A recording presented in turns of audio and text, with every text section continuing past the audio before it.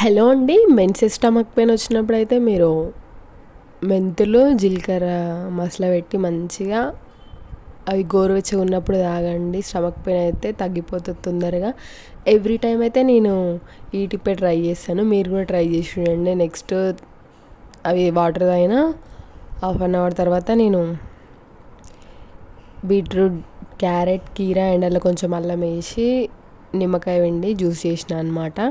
ఆ జ్యూస్ తీసుకున్న తర్వాత ఈరోజు హెవీగా ఏం తినాలనిపించలేదు. అందుకే బ్రేక్ఫాస్ట్లోకి నేను ఒక క్యాప్సికమ్ అండ్ క్యారెట్ తురుము, ఒక ఎగ్ వేసి ఆమ్లెట్ టైప్లో వేసుకుందాం అనుకున్నా.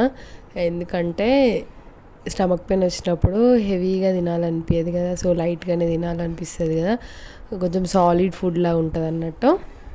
అండ్ స్టమక్ కూడా ఫుల్గా ఉంటుంది కదా, మళ్ళీ మళ్ళీ తినాలనిపించదు, ఆకలి అన్నట్టుగా. నేను క్యారెట్, క్యాప్సికమ్ అండ్ కొంచెం ఉప్పు, కారం వేసి ఒక ఎగ్ వేసి ఆమ్లెట్ వేసిన అనమాట. అండ్ ఆయిల్ తోటి కాకుండా నెయ్యితో వేసిన అనమాట ఆమ్లెట్. టేస్ట్ అయితే మస్తు వచ్చింది. అండ్ మీరు సాలిడ్గా ఫుడ్ తినాలనుకున్నప్పుడు, హెల్తీగా తినాలనుకున్నప్పుడు ఇట్లయితే ట్రై చేయండి.